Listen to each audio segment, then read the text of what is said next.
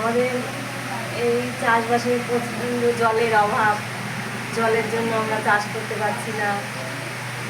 ডিজেলের দাম খুব, এর জন্য আমরা চাষের কিছুতেই উন্নতি করতে পারছি না।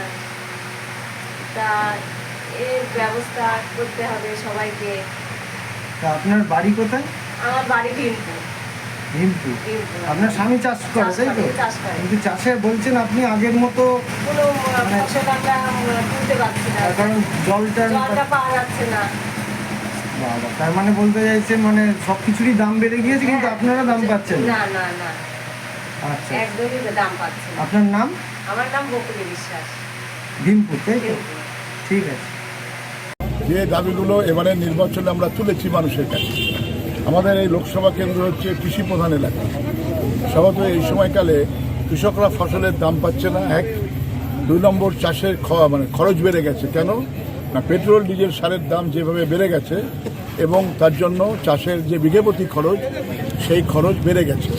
অথচ কৃষকরা তার যে লাভজনক দর পাচ্ছে না। এইসবগুলো আমাদের আলোচনার নির্বাচনী প্রচারের একটা বড় বিষয়।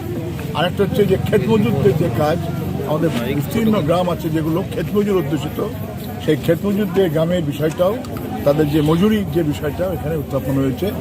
তাছাড়া গতরেখাটা লোক, অসংগঠিত শ্রমিক, তাদের সামাজিক সুরক্ষা।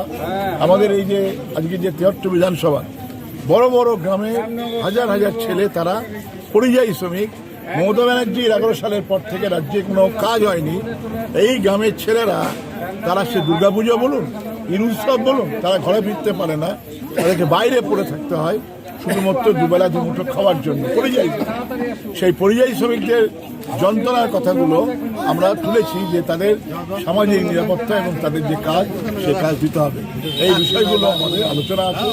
আমাদের নদী আছে এই বিধানসভার মধ্যে, জলঙ্গি নদীকে ব্যবহার করে আমাদের মৎস্যজীবীরা মৎস্য চাষ করে, আবার নদী পার্শ্ববর্তী কৃষকরা সেই জল পানও করে এবং তাদের সেচের কাজে লাগে। কিন্তু এই জলঙ্গি নদী কার্যত হচ্ছে যে এটা মজে যাচ্ছে, সরকার কোনো হেলদোল দিচ্ছে না, এমপিরা যারা ছিলেন কোনো ভূমিকা নেননি।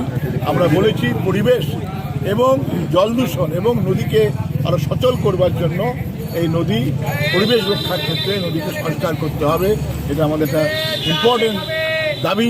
এই দাবিটা আজকে এখানে উত্থাপন হয়েছে, আমাদের নেতারা করেছেন। সর্বোপরি হচ্ছে শেষ যে মমতা ব্যানার্জির সরকার, চোরেদের সরকার, দুর্নীতিগ্রস্তদের সরকার, এমপি থেকে শুরু করে, মন্ত্রী থেকে শুরু করে, এমএলএ থেকে শুরু করে জেলে রয়েছে। চরম দুর্নীতিগ্রস্ত একটা সরকার, যারা পঞ্চায়েতের টাকা লুট করছে, সরকারি টাকা লুট করছে, পুকুর ভরাট করছে, মাটি চুরি করছে, গরু চুরি করছে। এদের বিরুদ্ধেও হচ্ছে এই দুর্নীতির বিরুদ্ধে অভিযোগ তুলেছে। আর মানুষের মধ্যে সম্প্রীতির কথা উঠেছে। সেই সম্প্রীতি হচ্ছে মানুষের মধ্যে মেলবন্ধন, জাত ধর্ম বর্ণ নির্বিশেষে মানুষকে ঐক্যবদ্ধ করবার যে কাজ, আমাদের আজকের যে স্লোগান, সেই স্লোগানে বিজেপি যেভাবে মানুষের মনের মধ্যে বিষ ঢালছে, মানুষকে ভাগ করতে চাইছে, তার বিরুদ্ধেও আজকের এই মিছিল থেকে আওয়াজ উঠেছে।